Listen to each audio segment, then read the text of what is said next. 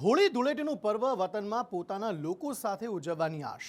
આખું વર્ષ વતનથી દૂર રહેતા લોકોએ રંગોત્સવની ઉજવણી કરવા માટે માદરે વતન તરફ દોટ મૂકી છે।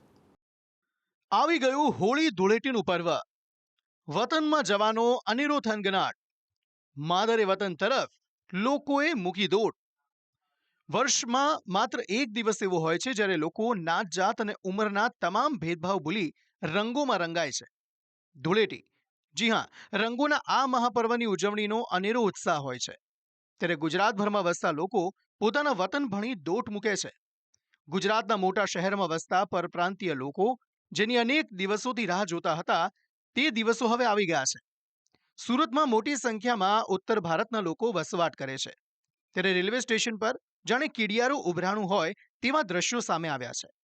ઉધના રેલવે સ્ટેશન पर हजारों संख्या में प्रवासियों वतन तरफ जवा निकलिया। इंतजाम तो देख रहे हैं, शाम से पड़े हैं इधर, रात से टिकट तो 12 बजे कट गई है और छोटे छोटे बच्चे लेके पड़े हैं, छोटे छोटे बच्चे लेके पड़ा है, बहुत दिक्कत से जा रही है। बिहार। कब से आए हो? 6-7 महीना हो गया आने से। नहीं, इधर क्या बैठे, कब से बैठे हो? 10 बजे रात से।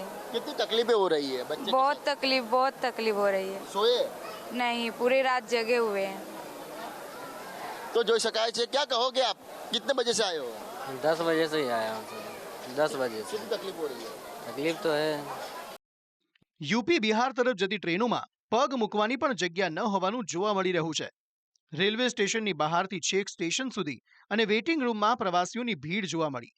भारे भीड़ने जोता वहीवटी तंत्र द्वारा पोलीस तैनात करवामां आवी छे। रातना 12-1 वाग्या सुधी चालू थई जाय छे पब्लिक आववानुं। जी, 12 वाग्याथी पब्लिक चालू थई जाय छे आववानुं। कितलू पब्लिक? आज कई कई ट्रेन हती?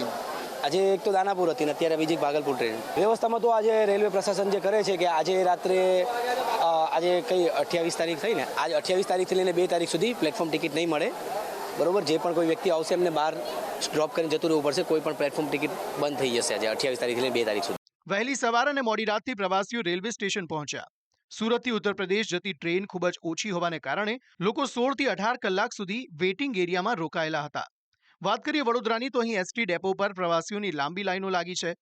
હોળી ધૂળેટી પર્વની ઉજવણી માટે જે શ્રમિકો છે કે પછી અથવા તો નોકરી માટે જે વડોદરામાં વસતા હોય તે લોકો હવે પોતાના વતન પરત જઈ રહ્યા છે અને તેને લઈને ભારે ભીડ એસટી ડેપો ખાતે જોવા મળી રહી છે। 320 જેટલી બસો હાલ રાઉન્ડ ધ ક્લોક દોડી રહી છે, 24 કલાક દોડી રહી છે।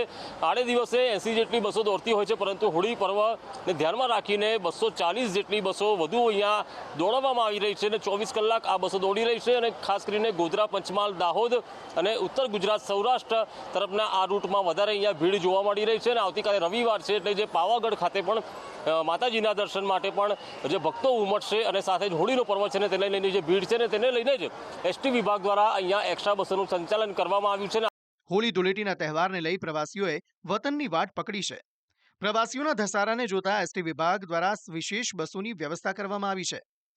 તારીખ 27થી ચાલુ કર્યું છે, જો કે 27 તારીખ એટલે ગઈકાલે અમને બહુ પ્રતિસાદ હું મળ્યો ન હતો, પણ આજથી જોવા મળ્યું છે, કેમ કે આજે શનિવાર છે, કાલે રવિવાર છે, એટલે આજથી ટ્રાફિક ચાલુ થશે। હું ધારું છું ત્યાં સુધી દર વર્ષની જેમ રોજની અમારી 300 થી 350 ટ્રીપ થશે। એમાં દાહોદ, જાલોદ, ગોધરા, સંતરામપુર જવા માટે પૂરેપૂરું ટ્રાફિક મળે છે અને પૂરેપૂરું અમને પબ્લિક મળી રહે છે। પડવાના દિવસથી હિન્દુ નવવર્ષ વિક્રમ સંવત શરૂ થતું હોય, હોળી ધૂળેટીના પર્વનું દિવાળીના તહેવાર જેટલું જ મહત્વ છે।